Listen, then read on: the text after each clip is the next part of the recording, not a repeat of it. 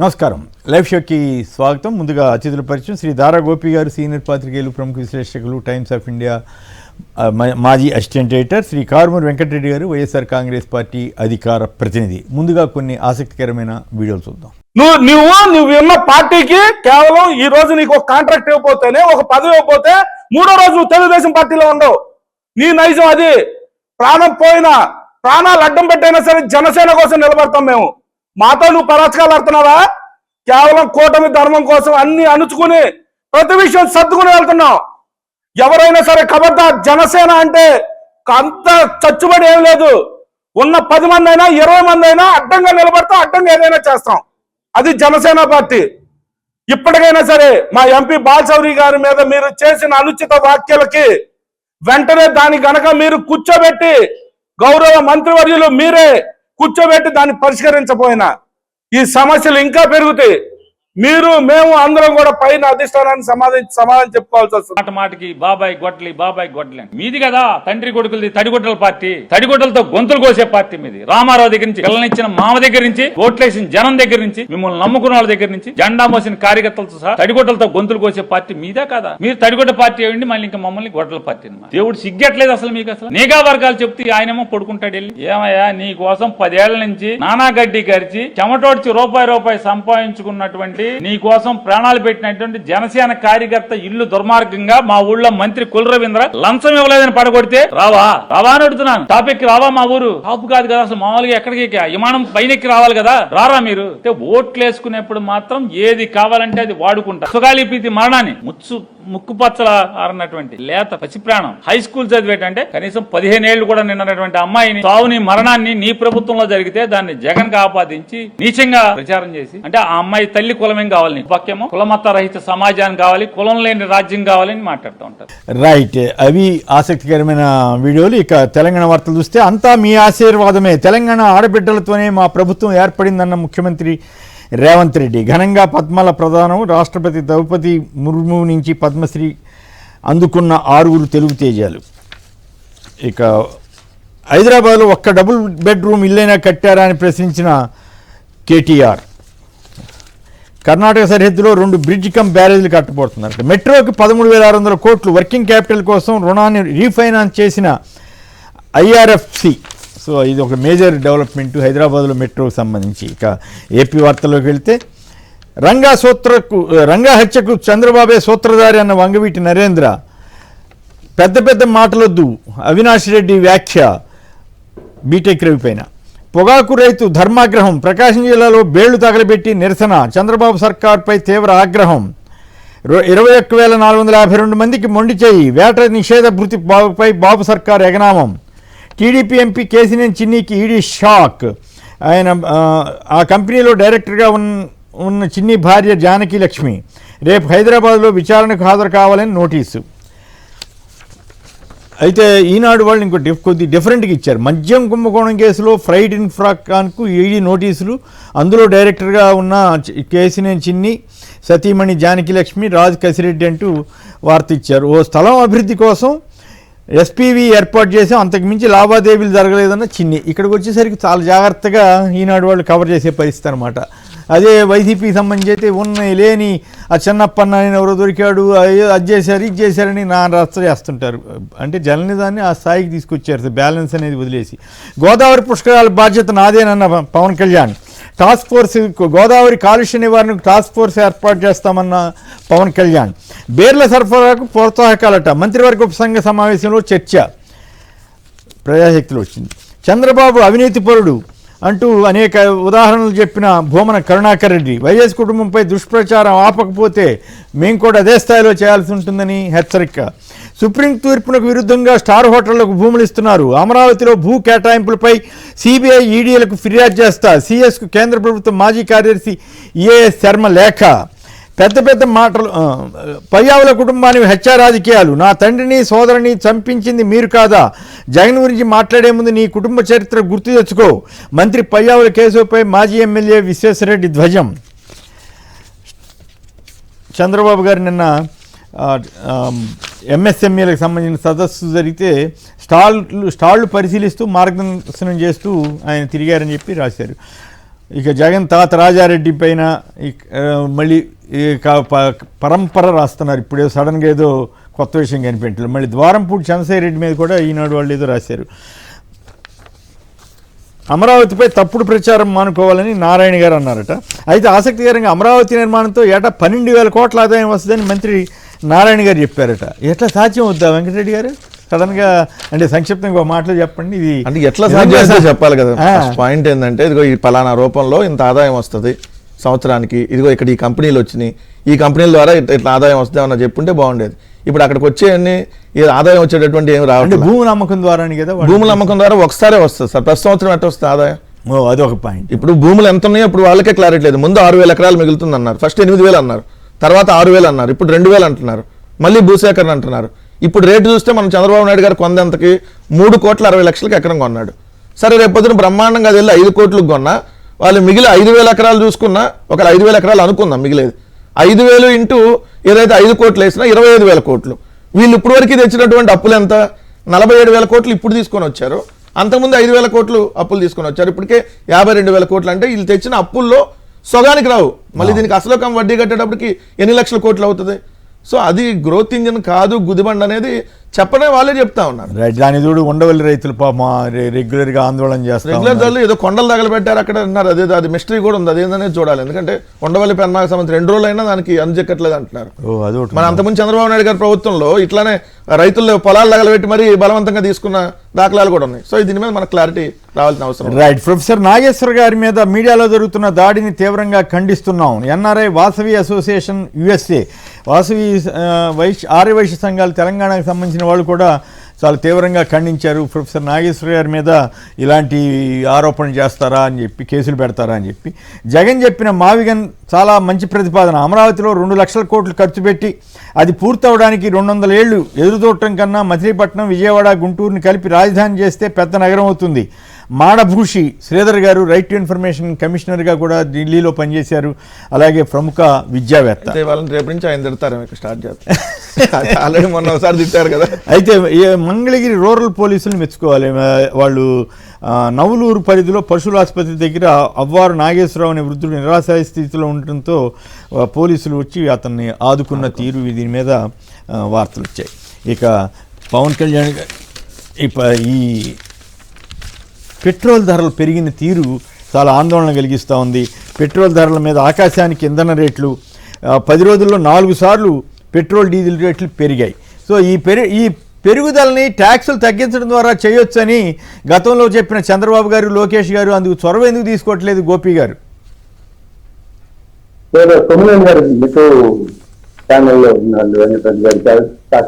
అందరికీ కూడా శుభోదయం. ఏంటంటే చంద్రబాబు నాయుడు గారు ఏదో చెప్తారండి, అధికారంలో ఉన్నప్పుడు ఎప్పుడు చెప్తారు, అధికారం లేనప్పుడు ఇప్పుడు చెప్తారు. దానికి ఏమో పొంతం ఉండదు, దాన్ని ఎవడు ప్రశ్నించుకోదు. ప్రశ్నిస్తే ఇప్పుడు నాగేశ్వర దాడి చేసినట్టు చేస్తూ ఉంటారు. ఇది నైజం. అది ఇది పెట్రోల్ ధరలు పెంపుదలను గతంలో చంద్రబాబు నాయుడు గారు వ్యతిరేకించారు, చాలా తీవ్ర స్థాయిలో వ్యతిరేకించారు. మరి వారం 10 రోజుల్లోనే 4 సార్లు అధికారులు పెట్రోల్ ధరలు పెంచుతుంటే ఏం మాట్లాడకుండా ఎందుకు కూర్చున్నారంటే ఇప్పుడు అధికారంలో ఉన్నారు, పైగా బీజేపీతో పొత్తులో ఉన్నారు కాబట్టి ఇప్పుడు వాళ్ళు ఏం చేసినా చెల్లుది. గతంలో అయితే అసలు మోడీ ఎవరు, మోడీకి ఏం తెలుసు, మోడీ ఏం రాజకీయ నాయకుడు అనుకుంటూ మాట్లాడాను. అదే చంద్రబాబు నాయుడు ఇప్పుడు మోడీ దేశానికి దిశానిర్దేశం చేయగలడు, వికసిత్ భారత్ తీసుకురాగలడు అని మాట్లాడతారు. సో అట్లా 2 నాలుగులో గౌరవంతో ఆయన ఉంటారు. కాబట్టి దాన్ని మనం అర్థం చేసుకోవడమే. ఆయన ఇప్పటికీ ఎప్పటికీ మారాడు, ఆయన అలాగే ఉంటారు. అధికారంలో ఉన్నప్పుడు ఒక మాట, అధికారంలో ఉన్నప్పుడు ఒక మాట. పెట్రోల్ ధరలు పెరుగుదల తీరు కానీ, వీటి మీద రాష్ట్ర ప్రభుత్వం తీసుకోగలిగిన చర్యల మీద కానీ ఏ రకమైనటువంటి పరిణామాలు జరుగుతుంది? జనం ఎట్లా ఫీల్ అవుతున్నారు? సార్ ఇప్పుడు రాష్ట్ర ప్రభుత్వం అనుకుంటే ఇప్పుడు పెరిగినటువంటి ధరల్ని తగ్గించవచ్చు. అంటే వాళ్ళు ఆ భారాన్ని మేము భరిస్తాము, ప్రజల మీద మేము వేయకుండా అని చెప్పొచ్చు. ఎందుకంటే గడిచిన 10 రోజులుగా 4 సార్లు పెట్రోల్ డీజిల్ రేట్లు పెరిగినాయి. రేట్లు పెరిగినప్పుడు కల్లా వాటి కూడా ఆటోమేటిక్ పెరుగుద్ది, ఆదాయం అది మిగిలిన అన్ని వస్తువుల ధరలు పెరుగుతాయి. పెట్రోల్ డీజిల్ రేట్లు ఈ 4 సార్లు ఏదైతే 10 రోజుల్లో పెరిగినాయో మిగిలిన అన్ని నిత్యావసర వస్తువుల ధరలు, అన్ని మనం తినేటటువంటి అన్ని వస్తువుల ధరలన్నిటి కూడా ఈ 4 సార్లు మళ్ళీ పెంచుతారు కదా వాళ్ళు. అవును. సో అదనంగా భారం కదా ఇది. ఇప్పుడు ఎంత పెరిగింది? ₹7.56 దాకా పెరిగింది. అంటే దాదాపు 7.5 రూపాయల పైగా పెరిగినటువంటి భారం. మరి ఇది చంద్రబాబు నాయుడు గారు అదే లోకేష్ గారు ఎన్నికలకు ముందే ఏం చెప్పారు? మేము అధికారంలోకి వస్తే పెట్రోల్ డీజిల్ రేట్లు తగ్గిస్తామన్నారు. ₹14 దాదాపు తగ్గుతుంది అన్నట్టుగా సగం ₹14 సార్, ఒక పైసా తగ్గించకపోగా అదనంగా ₹7.5 భారం పడింది. ఇప్పుడు ఇంకొక అంశం ఎక్కడేంటి? డబుల్ ఇంజిన్ సర్కార్ అని చెప్పి వీళ్ళు మాట్లాడతారు కదా. మరి ఇదే డబుల్ ఇంజిన్ సర్కార్ అధికారంలో ఉన్న ఉత్తరప్రదేశ్లో కావచ్చు, గుజరాత్లో కావచ్చు, పెట్రోల్ రేటు ₹101 అంటే ఇక్కడ ₹118.88. ₹118.88.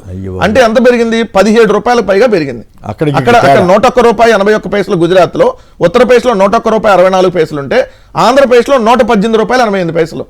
అంటే ఎంత పెరిగింది? ₹17 పైగా పెరిగింది. మరి మరి డబుల్ ఇంజిన్ సర్కార్ అన్నప్పుడు మరి అక్కడ ₹17 తక్కువ ఉంటావేంటి, ఇక్కడ ₹17 ఎక్కువ ఉంటావేంది? ఇదొక పాయింట్. రెండు, ఎంత దారుణం అంటే ముఖ్యమంత్రి చంద్రబాబు నాయుడు సొంత కుప్పంలో ఈ దేశంలోకెల్లా పెట్రోల్ హైయెస్ట్ రేటు. అదేంటి అట్లా ఉంటది? Kuppam and Palnadu. Correct, 100% correct information sir. వాళ్ళు ఈ రోజు ఈనాడులోనే రాసినటువంటిది మీరు చూస్తే, ఈనాడులోనే రాశారు. అదేంటి చూడ 10 రోజుల్లో ₹7 పైగా పెరుగుదలని రాశారు. రాసి రాష్ట్రంలో 118.39, అదేవిధంగా డీజిల్ 106.10 చేరిన ధరలు చూసి ఇక్కడ దాంతో పల్నాడు జిల్లా మాచర్ల, శ్రీకాకుళం జిల్లా కంచిలి, చిత్తూరు జిల్లా కుప్పంలో వీటి ధరలు వరుసగా ₹118.39, ₹106.10 ఉంది పెట్రోల్ డీజిల్. ఎందుకు అంటే అక్కడ డిస్టెన్స్ వీటి ఆధారంగా అంటే అదే బోర్డర్ కి ఉంటది కాబట్టి ఈ జిల్లా హెడ్ క్వార్టర్ అక్కడే కదా వాళ్ళు హామీ ఇచ్చింది కూడా, కుప్పం దాటి కర్ణాటక లెవెల్లో లొకేషన్ ఇట్లా సెల్ఫీ పట్టుకొని తీసి కంపట్లేదా ఇంపట్లేదా అన్నాడు ఆయన భాషలో. ఆయన కనపడట్లేదా వినపట్లేదా అని అర్థం. ఆయన అన్నప్పుడు మరి ఇది కూడా కనపడట్లేదా వినపట్లేదా? మరి లోకేష్ గారు సొంతంగా మీ సొంత నియోజకవర్గం కదా, మీ చంద్రబాబు నాయుడు గారు సొంత నియోజకవర్గంలో పెట్రోల్ రేట్లు ₹17 దేశంలోకెల్లా ₹17 ఎక్కువ ఉంది, హైయెస్ట్. మరి ఇదేనా మీరు కుప్పం ప్రజలకు ఇచ్చేటటువంటి బంపర్ ఆఫర్, బంపర్ బొనాంజా? మొన్న అక్కడేంటి మన దాని పేరేంటి సార్, తాటి ముంజలు స్పూన్తో తింటా ఇచ్చి నా కుప్పం ప్రజలంటే చాలా మంచి వెన్నతో కలిగినటువంటి వాళ్ళు అది ఇదని పొగడ్తలు ఇచ్చారు కదా. మరి అలాంటి కుప్పం ప్రజలు మిమ్మల్ని ఇన్నిసార్లు ఆదరించారు కదా. మీరు మంచి చేయకపోయినా చేస్తే అక్కడికే అట్లా చేస్తారు, రాష్ట్రం అంతా చేయమండి. ఇప్పుడు 164 సీట్లు అసలు 100% స్ట్రైక్ రేట్ అనే ఇంకో పార్టీ, మరి మీకు ప్రజలకు ఇచ్చేటటువంటి బంపర్ ఆఫర్ ఇదేనా? ₹7.5 పెంచడం ఏంటంటే 10 రోజుల్లో ఏదైనా ₹1, ₹10 అంటే ఇది. సెంట్రల్ గవర్నమెంట్ పెంచుండొచ్చు, అది వేరే విషయం. సెంట్రల్ గవర్నమెంట్ మీరు అంటున్నారు సార్, సెంట్రల్ గవర్నమెంట్ ఎవరిది? ఎన్డీఏ గవర్నమెంట్ కదా. సెంట్రల్ గవర్నమెంట్ అని మనం సపరేట్ గా కాదుగా పవన్ కళ్యాణ్ గారు ఈ మధ్య అన్నారు మీకు అవగాహన లేదన్నారు. సరే ఆయన అపోజిషన్ ఉన్నప్పుడేమో తిట్టారు, కేంద్రాన్ని విమర్శించారు అది వ్యతిరేకంగా ఉన్నప్పుడు, మళ్ళీ ఇప్పుడేమో మీకే అవగాహన లేదని అంటారు. పవన్ కళ్యాణ్కి అవగాహన ఉందని ఎవడని చెప్తే వాళ్ళకి అవగాహన లేదని మనం చెప్పాలి. కాదు, ఆయన మీకు అవగాహన లేదంటే మాకు అవగాహన లేదంటే ఇంత రేట్లు ఎందుకు పెరుగుతుందంటే మీకు అవగాహన లేదు, ఎవరన్నా ప్రశ్నిస్తే మీకు అవగాహన లేదు. మరి ఈయనకి అవగాహన ఉంది కదా. మరి కేంద్రం ఈయన చెప్పేటటువంటి అన్ని ఉంటది. నరేంద్ర మోడీ గారు, అమిత్ షా గారు నేను ఏం చెప్తే తింటారంటున్నారు కదా. అయ్యా మరి మీరు ఇప్పుడు ₹7 పెంచారు, ఇక ఏమన్నా పెంచకుండా ఉంటే, లేదంటే పెంచితే మేము తప్పుకుంటామని చెప్పొచ్చుగా. మరి ఇప్పుడు ఎన్డీఏ సర్కార్ కదండి, డబుల్ ఇంజిన్ సర్కార్ వల్ల ఈ డబుల్ ఇంజిన్ అని అంటున్నారు కదా. ఇప్పుడు మనం అంతకుముందు బాదుడే బాదు అని అంటున్నాం సార్, దీన్ని దంచుడు అనాలి. మామూలు దంచట్లేదు. 10 రోజుల్లో 4 సార్లు దంచుడు. ఆంధ్రప్రదేశ్ రాష్ట్రం మీద ₹7.5 భారం పడింది. మిడిల్ క్లాస్ ఫ్యామిలీస్ మీద, పూర్ సెక్షన్స్ మీద విపరీతమైన ప్రభావం, ఒత్తిడి పడుతుంది. దీనివల్లనే మొత్తం ఓవరాల్ ఎకానమీ కూడా దెబ్బతింటుందని. సార్ ఒక పక్క ఏంటి, అంతకుముందు కోవిడ్ లో ఉన్నప్పుడు కూడా ఇంత ఇబ్బంది కలగలేదు. ఎందుకు? జగన్మోహన్ రెడ్డి గారు ఆ రోజు నగదు బదిలీ చేశారు ఎవరికాలకి. చేయటం వల్ల వాళ్ళు అక్కడే రొటేషన్ అయింది, వాళ్ళకి డబ్బులు వచ్చినాయి, తినడానికి కానీ ఉండటానికి కానీ ఇబ్బంది ఎక్కడా లేకుండా పోయింది. కానీ 2 సంవత్సరాలుగా మనం చూస్తే అవన్నీ ఆగిపోయినటువంటి పరిస్థితి. అదనంగా మళ్ళీ విద్యుత్ ఛార్జీల బాధుడు, పెట్రోల్ అదే విద్యుత్ ఛార్జీలు దంచుడు అనాలి. విద్యుత్ ఛార్జీలు, పెట్రోలు, డీజిల్, గ్యాస్ అన్ని దంచుడు. గ్యాస్ ధరలు విపరీతంగా, గ్యాస్ ధరలు కూడా పెంచినటువంటి పరిస్థితి. ఇంకో పక్క సిఎన్జీకి వెళ్తా అంటే అది పెరుగుతున్నటువంటి పరిస్థితి. వెహికల్స్ పెరిగింది ఇంకో ₹2, మొత్తం ₹6 అంత పెరిగింది అది. సో ఎలాంటి పరిస్థితి ఉందో ఒకసారి ప్రజల మీద భారం పడతాం. ఈ పరిస్థితి ఎప్పుడు మారుతుందో, ఏమైనా తగ్గే పరిస్థితి ఉందా లేదా? అయితే ఇరాన్ అమెరికా మధ్య ఒప్పందం కుదురుతుంది అంటున్నారు. కుదిరితే కొంత ఏమన్నా తగ్గితే అప్పుడు తగ్గిస్తారో లేదో తెలియదు, అదో సమస్య. వాజ్పేయి గారి గవర్నమెంట్ ఉన్నప్పుడు ఏం చేశారంటే ఆ సప్లై అండ్ డిమాండ్ దానికి అనుగుణంగా మార్కెట్ దీన్ని పెట్టి ధర పెరిగితే, మనం దిగుమతి చేసుకునే ధర పెరిగితే పెంచడం, తగ్గితే తగ్గించడం, ఇట్లా కూడా చేశారు. కానీ ఇప్పుడు అది ఒకసారి పెరిగిన తర్వాత చంద్రబాబు నాయుడు గారు అంతకుముందు ముఖ్యమంత్రి ఉన్నప్పుడు అదనంగా 4 రూపాయలు వేశారు. అమరావతి ట్యాక్స్ అని చెప్పి అమరావతి ట్యాక్స్ అని 4 రూపాయలు వేశారు. అక్కడ కట్టింది లేదు, సచ్చింది లేదు. అమరావతికి ట్యాక్సులు మాత్రం వేశారు. Right, okay. గొంతెండుతోంది బాబు, నీరు బేజారు. రాష్ట్ర వ్యాప్తంగా సమస్యకు నీళ్లు వదిలిన చంద్రబాబు సర్కార్. వేసవిలో తాగునీటి ఎద్దడి నివారణకు జనవరిలోనే అధికారుల ప్రణాళిక. మే నెల ముగిసిపోతున్నా నిధులు విడుదల చేయని ప్రభుత్వం. మరోవైపు ప్రాజెక్టులు వచ్చింది, కరెంటు కోతలు అనేది అప్రకటితంగా విధిస్తున్న డిస్కంలు, సాంకేతిక కారణాలంటూ అధికారుల సమాధానం. నిజంగా ఆంధ్రప్రదేశ్లో ఈ పరిస్థితి ఉందా గోపి గారు?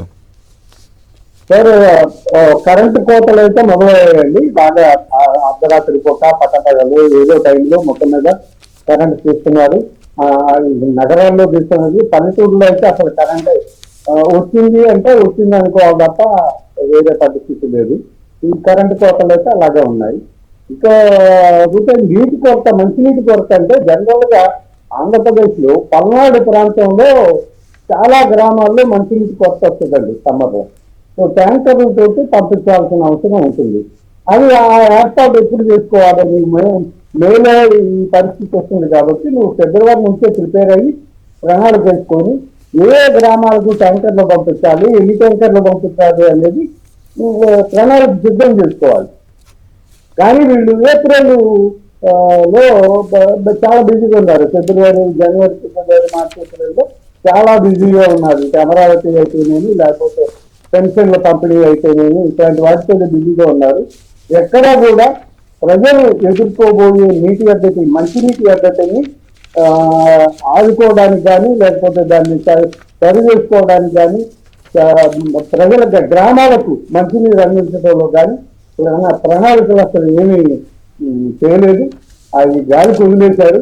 అందుకే ఇప్పుడు పల్నాడు ప్రాంతంలో ప్రజలు, మార్కాపురం జిల్లాలో ప్రజలు, ఈ 2 జిల్లాల్లో చాలా నీటి ఎద్దడి చాలా ఎక్కువ ఉంటుందండి, మార్కాపురం, పల్నాడు. ఇక్కడ ఫోకస్ పెట్టలేదు. ఇప్పుడు మనం చూస్తున్నాము కర్నూలు, రాయలసీమ ప్రాంతంలో కొన్ని జిల్లాలు, లేకపోతే ఉత్తరాంధ్రలో కూడా ఉత్తరాంధ్ర ఈ నీటి ఎద్దటి ప్రభావం కనిపిస్తుంది అని చెప్పి వస్తుంది. కాబట్టి ఈ ప్రభుత్వం పూర్తిగా ఫెయిల్ అయింది.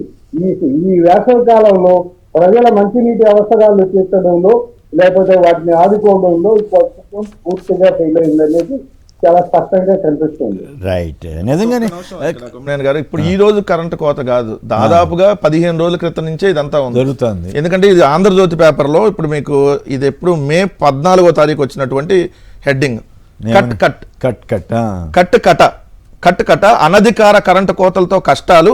1500 మంది ఏఈ స్థాయి అధికారులకు గానీ ఉన్నది 800 మంది ఏఈలే. నిర్వహణ లోపాలతో అనధికార కోతలు ఒక్కచోట కాదు సార్, మొత్తం. కానీ వినియోగం తగ్గిందంట. అయ్యో, అయినా కూడా కరెంటు కోతలు ఎక్కువ ఉన్నాయి. అంటే ఉపయోగించే వాళ్ళు తగ్గిందని. మార్చి, ఏప్రిల్లో సగటున వినియోగం రోజుకు 260 మిలియన్ యూనిట్లు ఉంటే మే నెలలో ఇప్పటి వరకు సగటు వినియోగం 250 మిలియన్ యూనిట్లుగానే ఉంది. అయినా కూడా డిమాండ్ తగ్గిన తప్పని అంతరాయం. వాళ్ళు రాసింది 15 అంతరాయం అని రాస్తారు. అంతరాయం అంట. అదే ఇంకేముంది అసలు మొత్తం అంతా చీకట్లమయం రాసేవాళ్ళు. ఇప్పుడు కరెంటు కోతలు మీకేంటి, నిజంగా ఏదన్నా హెవీ వాడకం ఉండి అది మనం సప్లై చేయలేకపోయామన్నా కాదు, వాడకం తగ్గిన కరెంట్ కోతలు ఎందుకు పెడుతున్నారు? మరి దీనికి లేదా ప్రభుత్వం సమాధానం చెప్పాల్సింది. మా మంత్రి ఏం చెబుతాడు, మంత్రి గొట్టిపాటి రవికుమార్ దీనికి సంబంధించి ఆయన అసలు కరెంట్ కోతలే ఉండవని ప్రకటించాడు ముందు. కానీ కరెంట్ కోతలు అఫీషియల్ గా లేవు, అన్అఫిషియల్ గా కరెంట్ కోతలు విధిస్తున్నారనేది క్లియర్ గా కనపడుతుంది. కానీ టెంపరేచర్ ఎట్లా ఉంది, మినిమం 47 డిగ్రీలు దాటి ఉంది, ప్రతి చోట 47 డిగ్రీలు దాటి ఉంది. మరి ఇలాంటి టైంలో కరెంట్ కోతలు అంటే ప్రజలు అల్లాడిపోతున్నారు కదా. మీరు పక్క ఏమో విద్యుత్ ఛార్జీలు పెంచినా కూడా మీరు కరెంట్ ఎవరు ఆపోతున్నారు. మరి 10 డిగ్రీలు తగ్గించడానికి ప్రయత్నం చేస్తుంది కదా, తగ్గించిన తర్వాత అప్పుడు కరెంట్ కోత అంత ఉండదేమో. చంద్రబాబు నాయుడు గారు చెప్పినట్టు అమరావతిలో ఉష్ణోగ్రతలు తగ్గించమని అధికారులు ఆదేశించాడు అంతకుముందు ప్రభుత్వంలో ఉన్నప్పుడు. అట్లానే ఉంది ఇప్పుడు. తగ్గిస్తే మంచిదే, అందుకు తగ్గట్టుగా ప్లాన్ చేసి ఇవన్నీ చేసి. కానీ 10 డిగ్రీలు తగ్గించగలిగితే అసలు ప్రపంచంలో తగ్గించడం కాదు సార్, ఉష్ణోగ్రతలు ఇంకా పెరిగినాయి. ఇది పాయింట్ నెంబర్ 1. రెండోది ఏంటంటే కరెక్టే మీరు చెప్పినట్టు, గతంలో 40-42 ఉంటే గొప్పగానే అమ్మో ఇంత అనుకున్నాం. ఇప్పుడు 47-48 ఏంటో ఆశ్చర్యం. 48 టచ్ అయ్యింది సార్ ఆల్రెడీ. 48 టచ్ అయ్యింది చాలా చోట్ల. 45. ఇలాంటప్పుడు నీటి సమస్య కూడా చాలా నీటి సమస్య అంటే ఇప్పుడు ఇది ఎవరి డిపార్ట్మెంట్ కిందకి వస్తుంది? ఇది పవన్ కళ్యాణ్ శాఖ ఆయనదేనా? మళ్ళీ గ్రామీణ ప్రాంతాలకు సంబంధించినటువంటి జలజీవన మిషన్ అన్ని అతను దాని కింద వస్తాయి. రెండోది ఏంటంటే మీరు ఒకవేళ అడగదు సార్, అడిగితే ఎమ్మెల్యేలు కొడతారు. మీరు ఇప్పుడు నీళ్లు రావట్లేదని దయచేసి ఎవరిని అడగద్దు. ప్రజలకు కూడా చెప్తుంది ఏంటంటే అనవసరం మీరు దెబ్బలు తినమాకండి. ఎట్ట సార్ మీకు జరిగిందే చెప్తున్నానండి సార్. మంచినీటి సమస్య చెబితే చంపదెబ్బలు. అది ఎక్కడ? ఇది ఈనాడు పత్రికలో ఈ రోజు వచ్చినటువంటి వార్త. సొంత పార్టీ కార్యకర్తపై కావలి ఎమ్మెల్యే టీడీపీ వాళ్ళ మీద దాడి.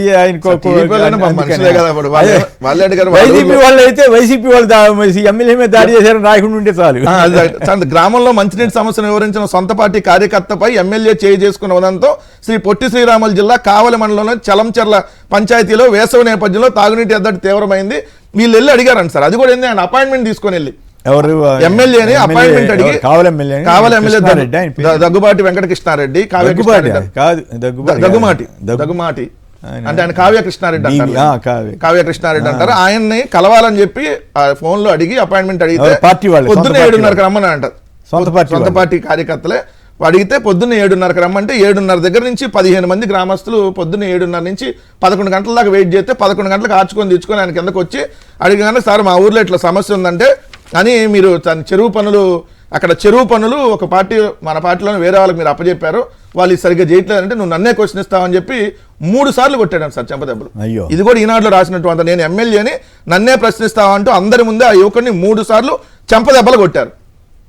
ఇది పరిస్థితి. ఆయన అడిగింది ఏంది, అయ్యా మా ఊర్లో తాగునీరు లేదని చెప్పి. తాగునీరు లేదని కొడితే అని అడిగితే చెంపదెబ్బలు కొడుతున్నారంటే ఈ రాష్ట్రంలో పరిస్థితి ఎట్లా ఉంది? ఎమ్మెల్యేల పరిస్థితి ఈ అధికార కూటమి పార్టీ ఎమ్మెల్యేలే కూటమి పార్టీ వల్ల కొడుతున్నారు.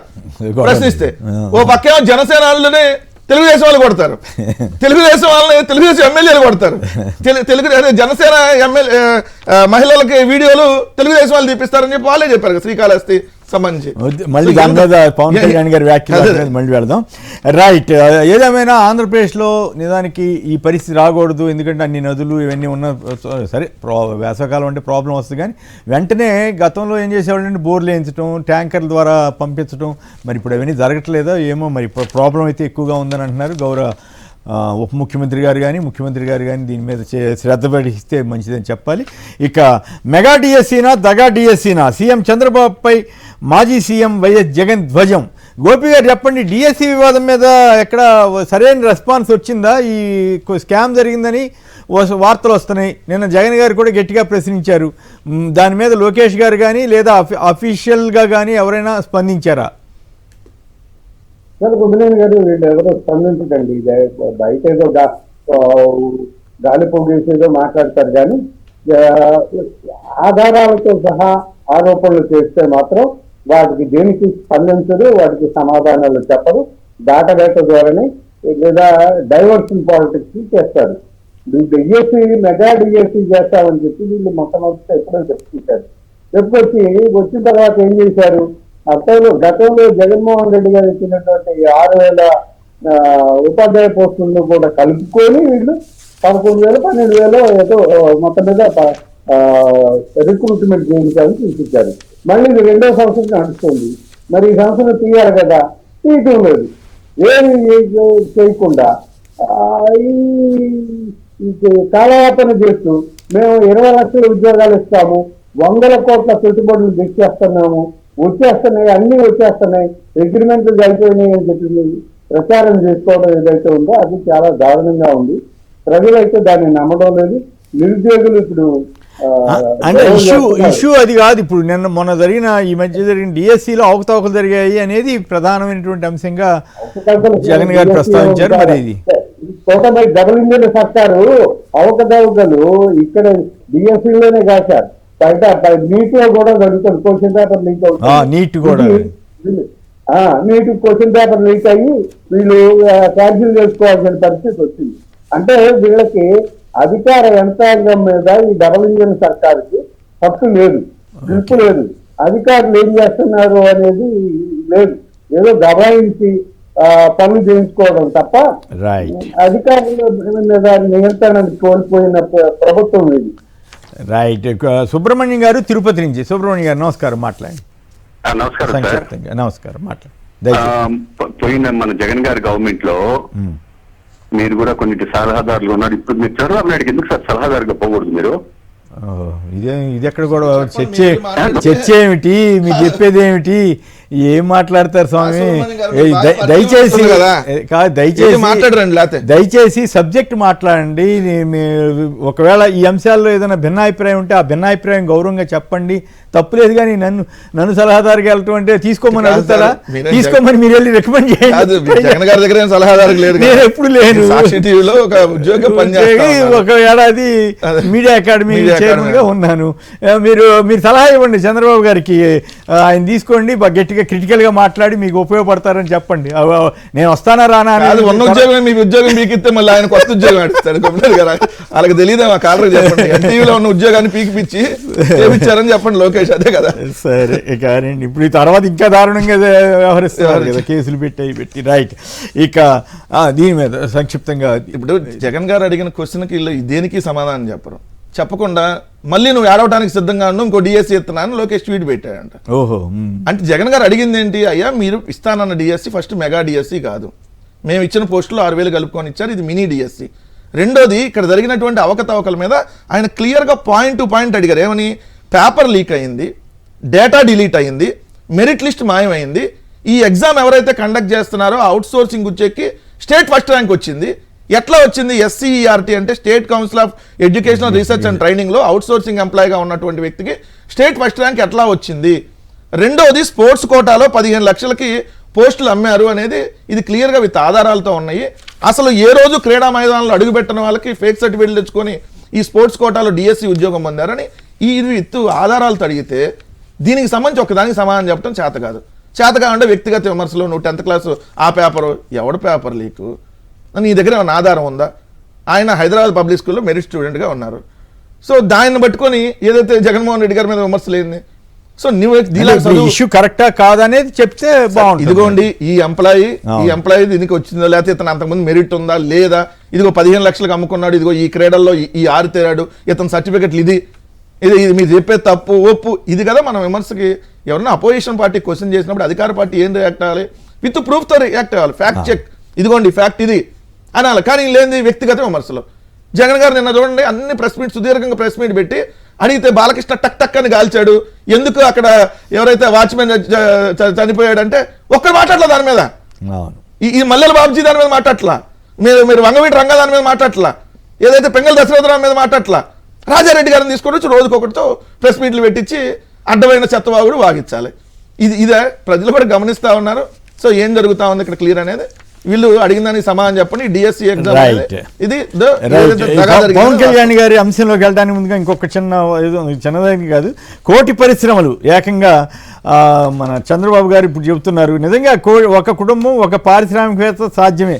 నిజంగానే చంద్రబాబు చెబుతున్నట్టు MSMEలు చిన్న పరిశ్రమలలో 4-5 వచ్చినా కూడా కోటి పరిశ్రమలు వస్తే 4-5 కోట్ల మందికి ఉద్యోగాలు వచ్చేసినట్లే. అంటే అందరికీ దాని మీదే వచ్చేసినట్లు అవుతుందా? ఈ కోటి పరిశ్రమల కొత్త డైలాగ్ మీద మీరు ఎట్లా స్పందిస్తారు గోపి గారు సంక్షిప్తంగా? రాష్ట్రంలో మొత్తంగా 13 MSME పార్కులు చేస్తాము అని నిన్న ప్రకటించారు. మరి రాష్ట్రంలో ఎన్ని చోట్ల 13 మొత్తం 29 జిల్లాలు ఉంటే మరి వీళ్ళు 13 పరిశ్రమలు MSMEలు ఏర్పాటు చేయడం ఏంటంటే అది తెలియదు. కానీ అయితే ఈ మొత్తం ఈ 13 MSMEల పార్కుల్లో కోటి పరిశ్రమలు వచ్చేస్తున్నాయి అంటే కోటి మంది పారిశ్రామికవేత్తలు వచ్చేసినట్టే. కోటి మంది పారిశ్రామికవేత్తలు వచ్చేసారంటే 20 లక్షలు ఉద్యోగాలు వచ్చేసినట్టే. ఆయన ఏ ఉద్దేశంతో అన్నారో కానీ ఈనాడు వాళ్ళు ఇట్లా ఎడ్డింగ్లు పెడితే ఆయనకి మంచి అనుకుంటున్నారు, కానీ ఆయనకి మంచి ఏం కాదు, ఇది ఎక్కడ కూడా బాబు అనుకుంటారు. ఆయనకి మంచి జరుగుతుందా చెడు జరుగుతుంది అనేది ఆలోచించుకోవట్లేదు. ఆయన పడేస్తుంది, ఆ మీడియానే ఆయన లేపడానికి ప్రయత్నం చేస్తుంది. లేపుతున్నాం అనుకుని పడేస్తున్నారు. అది ఆయనకు బాగా గట్టిగా దెబ్బ తగులుతున్నారు. చంద్రబాబు నాయుడు గారు చెప్పేది ఎటు జరగదనేది వాస్తవం. 23 లక్షల కోట్ల పెట్టుబడులు వచ్చేసి 22 నెలల్లోనేమో 22 లక్షల కోట్ల పెట్టుబడులు, 23 నెలలకి 23 లక్షల కోట్ల పెట్టుబడులు, 24 నెలలకి 24 లక్షల కోట్ల పెట్టుబడులు, రేపు 30 నెలలు అయిపోతే 30 లక్షల కోట్ల పెట్టుబడులు. ఈ ప్రభుత్వం దిగిపోయేటప్పటికి 60 నెలలు అయితే 60 లక్షల కోట్లు మరి పెట్టుబడి ఇలాగ ఈ statement కోటి ఇస్తారు. పరిశ్రమలు అవసరం ఉంటుందా? సార్, బానే- ఇప్పుడు ఈ ఎంఎస్ఎంఈ యూనిట్లు ఇప్పుడు 1 కోటి మంది ఎంఎస్ఎంఈ యూనిట్లు పెడుతున్నా అని చెప్పి చంద్రబాబు నాయుడు గారు అనౌన్స్ చేస్తున్నాడు. అంటే ఆయన లక్ష్యం అది అన్నారు, కానీ ఆ లక్ష్యాన్ని కాదు సార్, కూడా ప్రతి కుటుంబం పారిశ్రామికవేత్త సాధ్యమే, నేను కోటి కుటుంబాలను కాబట్టి కోటి పారిశ్రామికవేత్తలు సాధ్యమే అని చెప్పాడు. కానీ వాస్తవంగా ఏముంది, చంద్రబాబు నాయుడు గారు అధికారంలోకి వచ్చిన మొదటి సంవత్సరాల్లో ఇంక ఈ 6 నెలల లెక్క నా దగ్గర లేదు, కేవలం 18 నెలల్లో 3,041 ఎంఎస్ఎంఈ యూనిట్లు మూతబడ్డాయి, 39,327 మంది ఉపాధి కోల్పోయారని చెప్పి సాక్షాత్తు కేంద్ర ఎంఎస్ఎంఈ శాఖ మంత్రి జితిన్ రామ్ మాంజీ జనవరి 25, 2026న ఏదైతే పార్లమెంట్లో చెప్పాడు. ఎందుకు చెప్పాడు, ఎందుకు మూతబడ్డాయి? 1900 కోట్ల రూపాయలు ప్రోత్సాహకాలు ఇవ్వాల్సి ఎంఎస్ఎంఈ యూనిట్లు ఉంటే ఈ ప్రభుత్వం వచ్చినాక ఇవ్వాల, దానివల్ల ఈ మూతబడ్డాయి అనేది చెప్పారు. కోవిడ్లో కూడా ఇన్ని మూతబడ్డా. రెండో అంశం వచ్చేటప్పటికి చంద్రబాబు నాయుడు గారు ఈ ముఖ్యమంత్రి అయినాక మీ భూములు మాకొద్దు, మీకో దండం బాబు అంటూ కోకోకోలా అనకాపల్లి రాంబల్లి వద్ద 1200 కోట్ల ప్రాజెక్ట్ వెనక్కి వెళ్ళిపోయింది. భూములు కూడా వెనక్కి ఇచ్చేశారు వాళ్ళు, వద్దు మాకు వద్దని. అనంతపురం జిల్లా తమ్మి సముద్రంలో జిన్ఫ్రా కంపెనీ 1150 కోట్ల ప్రాజెక్ట్, అది వెనక్కి వెళ్ళిపోయింది. అది వేళ సత్యసాయి దౌర్జన్యాల వల్ల. జిల్లా గుడిపల్లి వద్ద Azad mobility India private limited 1146 కోట్ల ప్రాజెక్ట్ వెనక్కి వెళ్ళిపోయింది. అనకాపల్లి జిల్లా రాంబిల్లి వద్ద జూపిటర్ రెన్యూబుల్ ప్రైవేట్ లిమిటెడ్ 2700 కోట్ల ప్రాజెక్ట్. మొత్తంగా ఈ 4 చూస్తే 6,000 కోట్ల రూపాయల ప్రాజెక్టులు వద్దని చెప్పి మీకు దండం, మీ రాష్ట్రానికి దండం, మీ భూములకు దండం, మీకు వద్దు, మీ దగ్గర ఎమ్మెల్యేలతో మీ నాయకులతో మేము ఏడవలేము సావలేమని చెప్పి వాళ్ళు వెనక్కి వెళ్ళిపోయారు. ఇది పరిస్థితి. మరి ఈ న్యాయం చెప్తారు స్టేట్మెంట్లు. 2 నిరుద్యోగ రేట్లో దేశంలో మనం నెంబర్ 1. ఈయన ఇచ్చే స్టేట్మెంట్లు ఏంది, సంపద సృష్టిస్తా, సంపద ఏమో ఒకరోజు సృష్టించింది లేదు, రోజు అప్పులే. ఏదైతే 20 లక్షల ఉద్యోగాలు సంతానమే సంపద అని కూడా అన్నారు ఆయన. పిల్లలు కాండి, ఇప్పుడు ఏంది సంపద సృష్టి కావాలంటే మీరు 4 పిల్లలు కంటే ఈ 4 మన సంపద, దాన్ని చూసుకొని మీరు ముచ్చటితో కూర్చోండి అని చెబుతారు. ఈయన మాత్రం ఒకనే కంటారు, వీళ్ళ అబ్బాయి మాత్రం ఒకలే కంటారు. ఇది వాస్తవికత. ఈయన చెప్పేదానికి దీనికి ఎంత డిఫరెన్స్. రైట్. ఇక జనసేనలోనే శత్రువులు ఉన్నారు. అమిత్ షాతో మాట్లాడిన మాటలు బయటికెలా తెలుస్తాయి. పవన్ అమిత్ షా కాదు, వ్యవస్థలను అవమానిస్తున్నారు. వైఎస్ఆర్సీపీ నేత జైలుకు వెళ్తే జనసేన బాగుపడుతుందా? టీడీపీ కోసం కాదు, రాష్ట్రం కోసం సర్దుకుపోతున్నా జనసేన నేతలు చప్పబడిపోయారు. అలాంటి వాళ్ళు అక్కర్లేదంటూ జనసేన అధినేత ఉప ముఖ్యమంత్రి పవన్ కళ్యాణ్ సంచలన వ్యాఖ్యలు చేశారు. అయితే ఇక భరించను, అడ్డగోలుగా మాట్లాడితే పర్యవసానాలు తప్పవు. బీజేపీ వాళ్ళు అయితే ఈ ఇష్యూలో ప్రొఫెసర్ నాగేశ్వర గారి ఇష్యూలోనా బీజేపీ వాళ్ళు ఎందుకు స్పందించలేదని కూడా అడిగారని ఎల్లో మీడియాలో రాసినట్టున్నారు. పార్టీకి నేనే కమాండర్, వ్యూహం నాదే, అందరూ పాటించాల్సిందే. చిన్న సమస్యలకు గొడవ పడతామా, ఇబ్బందులు భరిస్తా, చేయి దాటిపోతే సహించను, అరెస్ట్ చేయిస్తారనే సెంటిమెంట్ చూపించి సీఎం అవ్వాలనుకుంటున్నారేమో జనసేన అధ్యక్షుడు ఉప ముఖ్యమంత్రి పవన్ కళ్యాణ్ వ్యాఖ్య. విశ్లేషకులు వదంతులు మాట్లాడకూడదు, ప్రశ్నిస్తే కులం కార్డు పట్టుకొస్తారా? ఆయనకి ఆర్యవైశ్య సంఘాలు గట్టిగానే మద్దతు ఇస్తున్న నేపథ్యంలో ప్రొఫెసర్ నాగేశ్వర గారికి సడన్గా ఈయనకి కులం నుంచి మాట్లాడటం అనేది ఆశ్చర్యంగా ఉంది.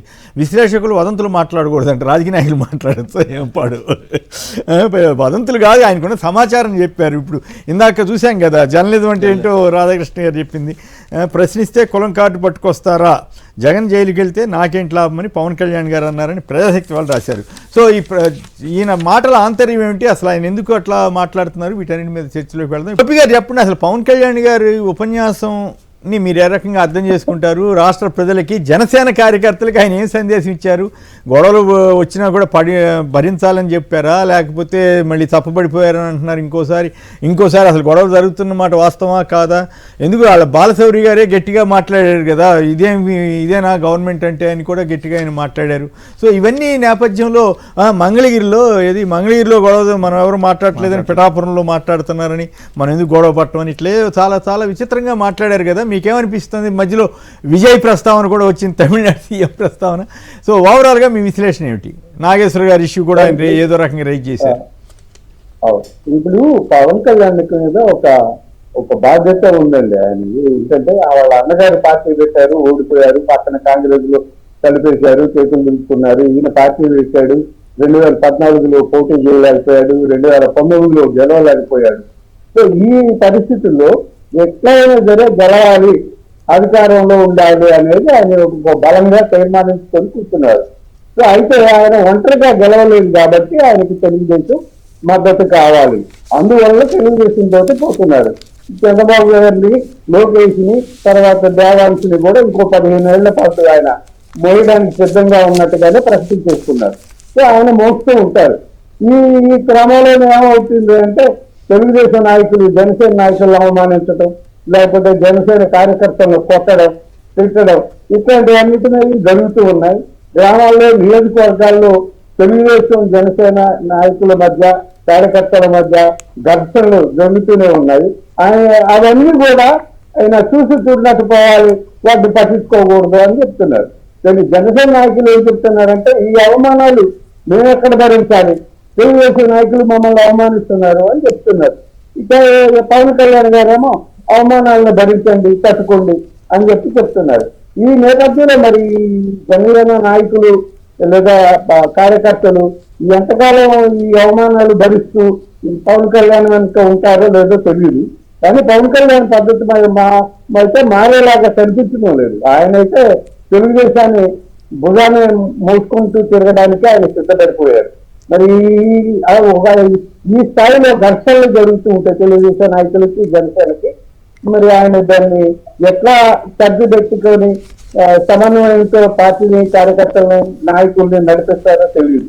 బహిరంగంగానే చాలా నాగేశ్వర గారి ఇష్యూలో ఆయన మాట్లాడిన దాని మీద మీరేమంటారు? ఆయన ఇప్పుడు ఆయన కులాల గురించి మాట్లాడడం అంటాడు, మా కులాల గురించే ప్రస్తావన తీసుకొస్తుంటాడు. ఆయన నాగేశ్వర గారికి ఆయన బలమైన సోర్స్ ఉంది. నాగేశ్వర గారు ఈ ఐఏఎస్ ట్రైనింగ్ ఇన్స్టిట్యూట్ లో ఆయన పాఠాలు చెప్తారు. సో ఈ ఐఏఎస్ చాలా మంది ఆయనతో కాంటాక్ట్ లో ఉంటారు. ఎవరు చెప్పారో, ఎవరు ఏ స్థాయిలోనో మొత్తం మీద ఆయనకు ఒక సమాచారం వచ్చింది. ఆ సమాచారాన్ని ఆయన బయట పెట్టారు. ఏమి జగన్మోహన్ రెడ్డిని అరెస్ట్ చేయమని వీళ్ళు ఎందుకంటే ఆయన ప్రతిపక్షంలో ఉండగా జగన్మోహన్ రెడ్డిని అదే పవన్ కళ్యాణ్ గారు వీళ్ళు భారతీయ జనతా పార్టీ కేంద్ర నాయకత్వంతో మాట్లాడి మీ సంగతి ఏంటో తెలుస్తానని ఆయన సవాల్ చేయలేదా? చేశారు కదా. సో ఆ ప్రయత్నం చేసి ఉండొచ్చు. సో ఆ పద్ధతిలోనే మరి జగన్మోహన్ రెడ్డిని అరెస్ట్ చేయాలని కోరుతూ ఇంతే ఉండొచ్చు. అది సమాచారం నాగేశ్వర్ గారికి తెలిసి ఉండొచ్చు. ఆయన మాట్లాడుండొచ్చు. అది నువ్వు మాట్లాడలేదు అనేది చెప్పు. నేను మాట్లాడలేదు, నేను అడగలేదు అని చెప్పు అంతే. అంతేగాని ఈ చెల్లు కబుర్లు మిగిలి అని అనవసరం కదా. అంటే వాళ్ళు ఎంత బలహీనంగా ఉంటే అంతగా కనపడదు. పోలీసులు ప్రయోగిస్తున్నారంటే ఆ పార్టీలో ఆ వాయిస్ అంత బలహీనంగా ఉన్నట్లు లెక్క అనమాట. వాళ్ళు భయపడిపోతున్నారు.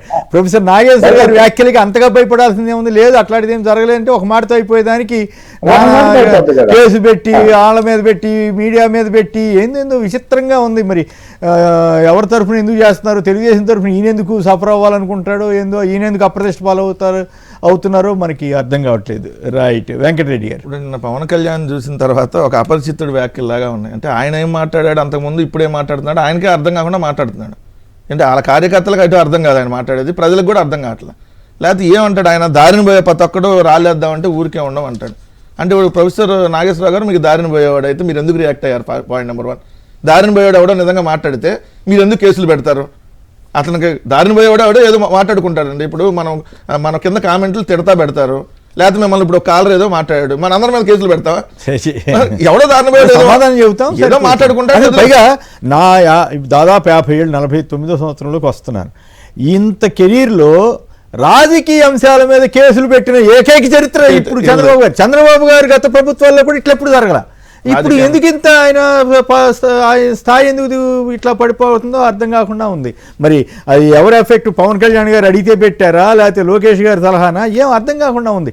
దానివల్ల ప్రభుత్వానికే నష్టం తప్ప, సరే ఈ నాగేశ్వర గారికో ఇంకోళ్ళకో కొద్దిగా సమస్య ఉండొచ్చు, ఇబ్బందిగా ఉండొచ్చు, కానీ ఓవరాల్గా వాళ్ళక్కడ అప్రతిష్ట ఎంత బలహీనంగా లేకపోతే ఇటు పిచ్చి కేసులు పెడతారా? ఒకటి సార్, ఇప్పుడు ఒక జర్నలిస్ట్ క్వశ్చన్ చేస్తే మనం కేసులు పెడుతున్నాము అని అంటే ఇంక ఈ ప్రభుత్వం ఏ స్థాయికి వెళ్ళిపోయింది అనేది అర్థమవుతుంది. రెండోది, మనం ఏమన్నా పోస్ట్ పెడితే అది ప్రజలకు రీచ్ కాకూడదని చెప్పి డిలీట్ చేపిస్తున్నారు. ఇక ఎంతకంటే దుర్మార్గమైనటువంటిది ఏముంటది అంటే వాళ్ళ తప్పులు బయట జనాలకు ఎక్స్పోజ్ కాకూడదు, భరించలేకపోతా ఉన్నారు. డెమోక్రసీలో అట్లా సాధ్యం కాదు. పవన్ కళ్యాణ్ జగన్ గారి మీద ఎన్ని ఆరోపణలు, అబ్బబ్బబ్బా పేపర్ తిరగేయాలంటేనే భయం వేసేది. ఇప్పటికీ కదా, ఇప్పటికి కూడా రోజు రాసే రాతలు అదే కదా. ఈయన కూడా 30,000 మహిళలు ఇవన్నీ చాలా చెప్పారు కదా. దాని గురించి అది వదంతా. ఇప్పుడు నాగేశ్వర గారిని వదంతులు మాట్లాడకూడదు అన్నారు, మంచిదే. మరి అది వదంతా కాదు, ఇప్పటికి తేల్చలేదుగా. మరి ఇప్పుడు ఇప్పుడు ఈయన ఏదైనా మాట్లాడొచ్చు, ఈయన ఎవరినైనా ప్రశ్నించవచ్చు, ఈయన ఎవరినైనా ఎన్నైనా అనొచ్చు. అవతలాడు మాత్రం ఇది తప్పండి మీరు మాట్లాడుతుందంటే ఆయన ఓర్చుకోలేడు. కోపం వచ్చేస్తుంది విపరీతంగా పవన్ కళ్యాణ్కి. ఎట్ట కోపం వస్తుందంటే ఆయన డైరెక్ట్ కేసులు పెట్టేంత కోపం వస్తుంది. కేసులు పెట్టేంత కోపం రావడంతో పాటు ఆయన ఏమంటాడు, నేను కమాండర్ని, నన్ను మీరు ఎవరు క్వశ్చన్ చేయడానికి వీల్లేదు, క్వశ్చన్ చేస్తాను అని అంటే మీరు బయటికి వెళ్ళిపోండి.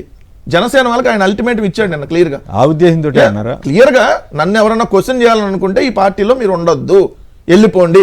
ఇట్లా చెప్పిన నాయకుడు నాకు తెలిసి బహుశా ఈ దేశం కాదు ప్రపంచంలో ఎవడో కూడా తన కార్యకర్త క్వశ్చన్ చేస్తే కార్యకర్తను మెడబెట్టి గంటేస్తానని చెబుతున్నాడు డైరెక్ట్గా. ఓ పక్కన తెలుగుదేశం వాళ్ళు కొడుతున్నారు, ఇంకో పక్క నువ్వు కొడతానంటున్నావు, లేదంటే నువ్వు కూడా వాళ్ళని వెళ్ళిపోమని చెబుతున్నావు. ఇదే ఆయన క్లియర్గా మాట్లాడుతున్నాడు. అది విలేకరులైనా ఇంకొకరైనా ఎవరైనా ప్రశ్నించకూడదు. ఒకవేళ మీరు ప్రశ్నిస్తే కొమ్మినేని గారిని పేటీఎం అంటారు, లేదా ప్రొఫెసర్ నాగేశ్వరం పేటీఎం అంటారు, లేదా ఒక ఛానల్ క్వశ్చన్ చేసింది అనుకోండి దాన్ని పేటీఎం అంటారు. జనసేన కార్యకర్త క్వశ్చన్ చేశాడు అనుకోండి జనసేన, అతను కూడా పేటీఎంఏ. ఇక ఇంతకంటే జనసేనలోనే శత్రువులు ఉన్నారనే వ్యాఖ్య ఎందుకు చేసినట్లు? సివిల్ సప్లైస్ డిపార్ట్మెంట్ లో ఏదైతే జరుగుతున్నటువంటి అవినీతి మీద, సివిల్ సప్లైస్ డిపార్ట్మెంట్ కి సంబంధించిన అవినీతి మీద ఒక ఛానల్లో ఏదైతే ఒక న్యూస్ వచ్చిందంట అక్రమాలు జరుగుతున్నాయి అని చెప్పి, దాన్ని ఇచ్చింది జనసేనలే అంట. ఓహో, టీవీలో లీక్లు ఇవ్వకూడదంట, టీవీలో లీక్లు ఇవ్వకూడదు, క్వశ్చన్ చేయకూడదు, అవినీతి జరుగుతున్నా ప్రశ్నించకూడదు. మనమేమో వెళ్ళి సీజ్ ద షిప్ అంటాం. సంవత్సరం అరేంది సీజ్ ద షిప్ నవంబర్ 2024 ఏదైతే సంవత్సరంన్నర షిప్ పోయింది, షిప్ పోయింది, బియ్యం పోయింది, మళ్ళీ షిప్ వచ్చింది, మళ్ళీ పోయింది, ఇప్పుడు 3వ టర్మ్ వెళ్తుంది ఆ షిప్. మరి మనం ఏం చేస్తున్నాం, అదే జిల్లాకి మంత్రిగా ఉండి ఆడికెళ్ళి ఫోటోలకు ఫోజులు ఎత్తున్నాం. రెండు, బీజేపీ వాళ్ళు ఎందుకు మాట్లాడలేదని క్వశ్చన్ చేశాడు. బీజేపీ వాళ్ళు అన్ని ఇంత జరుగుతుంటే బీజేపీ వాళ్ళు ఎందుకు మాట్లాడలేదని. బీజేపీ వాళ్ళు ఇన్ఫాక్ట్ తెలంగాణ బీజేపీ సీనియర్ నేత మురళీధర్రావు గారు నిన్న నాగేశ్వర గారిని కలిసే, లేకపోతే ఆయన సంఘీభావం చెప్పారు. అసలు ఇట్లాంటి కేసులు పెట్టడం ఏంటని ఆయన నిలదీశారు. ఇప్పుడు ఒకటి వాస్తవంగా ఇప్పుడు ప్రొఫెసర్ నాగేశ్వరరావు గారు మాట్లాడిన దాంట్లో ఇప్పుడు మేము కూడా కొంత విభేదిస్తున్నాం. దాంట్లో ఎందుకు, మేము ఎక్కడ బీజేపీతో మేము అంటకాగట్లా, బీజేపీతో మేము ఎటువంటి డైరెక్ట్ కానీ ఇండైరెక్ట్ పొత్తు కానీ మాకు లేదు. సో కానీ వాళ్ళకెవరో అమిత్ షా అలా అన్నాడు అనే విషయం ఆయన చెప్పినప్పుడు అది ఆయనకున్న ఏ సోర్స్ ప్రకారం చెప్పారనేది ఆయనకే వదిలేస్తున్నాం దాన్ని, అంతే తప్ప మేము ఎక్కడ దాన్ని చేయాలి. కానీ వీళ్ళు ఆయన మీద పడి ఎట్లా పడ్డారని దారుణంగా ఆయన కండవా వేసేసి అఫీషియల్లో తెలుగుదేశం పార్టీ ట్విట్టర్ హ్యాండిల్ పెట్టేసి వైసీపీ కండవా వేస్తారు. వీళ్ళకి అలవాటే, వీళ్ళకి వైసీపీ కండవాలు వేయించి ఇప్పుడు ఆ సీమరాజు అనేవాడికి వైసీపీ కండవా వేయించి మాట్లాడిస్తారు. అట్టని వీళ్ళు ఎవరన్నా ఇది చేస్తే వాళ్ళకి ఇట్లా కండవాలు వేయటం ఇట్లని వీళ్ళకి అలవాటే. ఒక్క పాయింట్ ఇక్కడ మాత్రం క్లియర్గా, సార్ కులాలను రెచ్చగొట్టే గుణం ఏంటి బాబు మీ అందరికీ అని చెప్పి ఈయన అడుగుతున్నాడు. అసలు ఈయనే కదా, మీకు రాష్ట్రం అన్న భావన అవసరం లేదు, దేశం అన్న భావన లేకపోయినా పర్లా, కులం అనే భావన మాత్రం లేకపోతే ఎట్లా, నా కులవాడు నాకు ఓటు అయిపోతే ఎట్లా, మిగిలిన కులాలు ఆ కులస్తులకు వేయట్లేదా అని చెప్పి కులాన్ని రెచ్చగొట్టింది మనమే కదా. ఎక్కడో రేపల్లెలో అమర్నాథ్ గౌడ్ అనేటటువంటి దాని ఒక పిల్లాడిది ఇంకొకరికి సంబంధించి జరిగితే అక్కడ రెడ్లకి బీసీలకి గొడవ పెట్టింది మీ కూటమి పార్టీయే కదా, గొడవ పెట్టేటట్టుగా ప్రచారం చేసింది. ఒక మత్తు డాక్టర్ పిచ్చెక్కి రోడ్డు మీద ఏదైతే ఇష్టం వచ్చినట్టుగా పోలీసుల్ని, చంద్రబాబు నాయుడిని, ఆ రోజు ముఖ్యమంత్రిగా ఉన్న జగన్మోహన్ రెడ్డి గారిని, ప్రధానమంత్రి మోడీ గారిని బండబూతులు తిడితే అక్కడ కులం తీసుకొని వచ్చింది మనం ఇల్లే కదా. ఎక్కడో ఒకళ్ళ పర్సనల్ విషయాల మీద ఏమైనా జరిగితే దాన్ని తీసుకొని వచ్చి వాళ్ళు వీళ్ళని చంపారని చెప్పి కులాల గొడవలు తీసుకొచ్చింది ఇల్లే కదా. ఈయన మాత్రం ప్రశ్నించకూడదు సార్, ప్రశ్నిస్తే మీరు అందరూ పేటీఎం. సుగాలి ప్రీతికి ఎందుకు న్యాయం చేయలేదు మీరు ప్రశ్నించారనుకోండి, పేటీఎం గాళ్ళు మీరు ఎవరు నన్ను ప్రశ్నించడానికి, నేనే ప్రశ్నించాలి, నేనే డబ్బులు తీసుకొని నేనే ప్రశ్నించాలి, అంత తప్ప మీరు ఎవరూ ప్రశ్నించకూడదు. రెండోది ఒకటైతే నిజం చెప్పాడు, అమిత్ షాతో మాట్లాడిన మాటలు బయటకు ఎట్టొచ్చినాయి అని. అమిత్ షాతో మాట్లాడిన విషయాలు బయటకు ఎలా వస్తాయి అన్నాడు. మరి ఆడ ఉంది ఎవరు మీటింగ్ లో అమిత్ షా అని మళ్ళీ జరగలేదని కూడా చెప్తున్నారుగా. ఆయన చెప్తున్నారు అపరిచితుడు గజని, ఆయన మర్చిపోతాడు. ఇప్పుడు ఏం మాట్లాడుతున్నాడు ఆయనకు మళ్ళీ అదే మీటింగ్ లో ఏం మాట్లాడుతున్నాడో తెలియదు. అమిత్ షాతో మాట్లాడిన మాటలు బయటకు ఎలా వచ్చినాయి అంటే అక్కడ ఉంది ఎవరు, మీరు, అమిత్ షా, నాదెండ్ల మనోహర్. కోర్ కమిటీలో జరిగినప్పుడు వచ్చిన ఈ మాట కూడా అన్నాడు సార్, అమిత్ షాతో మాట్లాడిన విషయాలు బయటకు ఎలా వస్తాయి అని అడగటంతో పాటు అయితే మరి ఎవరు లీక్ చేశారు, మరి నాదెండ్ల మనోహర్దా, మరి మీరు సమాధానం చెప్పాలి కదా. ఇంకో అంశం వచ్చేటప్పుడు విజయ్ సీఎం అవటం నాకు అసూయ కలిగిస్తుంది అన్నాడు. నిన్నే కదా ఊళ్ళో పెళ్లి కుక్కల హడావిడి అంది, ఊళ్ళో పెళ్లి కుక్కల హడావిడి అనేది నువ్వేనేది, ఏది మళ్ళీ నువ్వు నాకు అసూయ కలిగిస్తుంది అంటావు. అంటే బాగా నీకు గుచ్చుకుంది అనేది కదా. 15 ఏళ్ళు రోడ్డు మీద ఎక్కడున్నాడు ఆయన, హ్యాపీగా 2014లో పోటీయే చేయలేదు కదా. 15 ఆయన యాడొచ్చాడు సార్. చంద్రబాబు నాయుడు ఇప్పుడు వెళ్ళి ఫ్లైట్ పెట్టి ఈ ఫ్లైట్ ఆల్రెడీ రేపు పొద్దున ఫ్లైట్ బుక్ చేస్తున్నాం, స్పెషల్ ఫ్లైట్ వెళ్ళిరా అంటే వెళ్ళొచ్చాడు. క్లియర్గా ఒకటి ఏం చెబుతున్నాడు, నేను 15 ఏళ్ళు బానిసత్వమే చేస్తా, మీరు ఉంటే ఉండండి పోతే పోండి అని క్లియర్గా చెబుతున్నాడు. ఇంకో మాట ఏమంటాడు, శత్రువు బలంగా ఉన్నప్పుడు అంట కొడతాడంట, బలహీనంగా ఉన్నప్పుడు కొట్టడంట. నీ జీవితంలో 3 పార్టీలు కలిస్తే తప్ప ఎమ్మెల్యే కాల, 3 ఎలక్షన్లు ఇది, 3వ ఎలక్షన్. మళ్ళీ నువ్వు శత్రువు, బలము, బలహీనత అసలు నీకు బలం ఏమైనా ఉంటేనే కదా ఆయనకు సార్. ఇప్పుడు ఆయన ఏమంటాడు, బలం లేదంట కరెక్ట్ కాదులే కానీ ఆయనకి ఒక వర్గం నుంచి బాగా ఆదరణ ఏమో సార్ 3 పార్టీలు కలిస్తే 6% ఓట్లు వచ్చినాయి సార్. వేరే విషయం. ఆడ సింగిల్ గా వచ్చింది కదా, అసలు పక్కన. బలం లేదని కూడా correct. 3 పార్టీలు కలిస్తే తప్ప మనం ఎమ్మెల్యే కాల. వాళ్ళు 21 కాదు 15 ఇచ్చిన వాళ్ళనేవాడు ఆ టైంలో. చంద్రబాబు ఇంకా ఎక్కువ ఇచ్చాడు అనవసరంగా. ఆ టైంలో 15 ఇచ్చిన యాక్చువల్ గా సార్, నన్ను అడిగితే అది వాస్తవమే కాదని. కానీ పవన్ కళ్యాణ్ గారు ఆ రోజు నిజంగా మీరు అనుకున్నట్టు భయపడ్డాడు. కానీ ఆయన కనుక 50 సీట్లు 2 ఏళ్ళు సీఎం పదవి అంటే కూడా ఒప్పుకోవాల్సిన పరిస్థితి ఆ రోజు ఉంది. ఆయన ఈయన ముందు భయపడేసరికి వాళ్ళకే ఉంది సరే కానీ అన్నారు. మనం ఏం చెప్తే అది మన ఇంటి దగ్గర ఉంటాడు, మన ఇంట్లో మనిషి, మన కాంపౌండ్ లో మనిషి టైప్ లో వాళ్ళు అలానే విధానం ఉంది సార్. ఎందుకు నిన్న చిన్న ఎగ్జాంపుల్ చెప్తాను సార్. నిన్న శుక్రవారం రోజు సచివాలయంలో చంద్రబాబు నాయుడు ఉన్నారు, పవన్ కళ్యాణ్ ఇద్దరు ఉన్నారు. అటవీ శాఖ అధికారులతో చంద్రబాబు నాయుడు సమీక్ష చేశాడు వితౌట్ పవన్ కళ్యాణ్. మళ్ళీ చంద్రబాబు నాయుడు చేశాడు అనగానే ఈయన మళ్ళీ అదే అటవీ శాఖ అధికారులను పిలిచి ఈయన సపరేట్ సమీక్ష చేశాడు. నిజమా? ఇదే సపరేట్ ఇద్దరు శుక్రవారం. ఇప్పుడు పుష్కరాల బాధ్యత నేను తీసుకుంటానంటున్నారు పవన్ కళ్యాణ్ గారు. రేపు పొద్దున ఏమన్నా ఇన్సిడెంట్లు జరిగితే అది బాధ్యత తీసుకోవాలి. జరగకూడదని మనం కోరుకోవాలి. ఎందుకంటే ఆ పుష్కరాలు వస్తేనే చంద్రబాబు నాయుడు ఉన్నప్పుడు ఈ పుష్కరాల్లో ఈ ఘటనలు జరుగుతూ ఉంటాయి. ఒకటి సార్ క్లియర్ గా అయితే అధికారం ఇచ్చి చూస్తే ఎవరిదేంటో తెలిసిద్ది అన్నట్టుగా అబ్రహాం లింకన్ చెప్పినటువంటి మాటలు మనకు గుర్తొస్తాయి. ఇప్పుడు అధికారం ఇచ్చి చూశారు కాబట్టి పవన్ కళ్యాణ్ నిజస్వరూపం ఏంటో ఈ రోజు ఒక్కొక్కటి బయటపడతా ఉంది. మొన్నటి దాకేంది ప్రశ్నించాలి, మనం ప్రశ్నించే హక్కు ఉంది, మనకు వాక్ స్వాతంత్రం ఉందన్న ఆయన ఈ రోజు వాళ్ళ వాక్ స్వాతంత్రం మీద కేసులు పెడతా ఉన్నారు.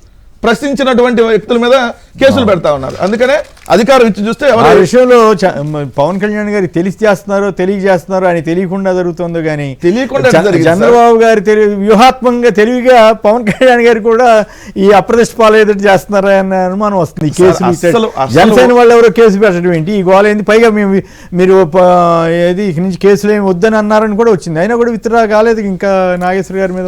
నాగేశ్వర మీ మీద కూడా పెట్టారు కదా, మీ మీద సాక్షి టీవీ మీద పెట్టారు, 99 టీవీ అండ్ ప్రొఫెసర్ నాగేశ్వర గారి మీద, వాళ్ళ CEO మీద, వాళ్ళందరి మీద పెట్టినట్టున్నారు చైర్మన్. అది అట్లా ఏంటో మరి చూద్దాం. రైట్. దారా గోపి గారు, కారుమూరి వెంకటరెడ్డి గారు అందరికి కూడా ధన్యవాదాలు. ఇది నేటి చర్చా కార్యక్రమం. నమస్కారం.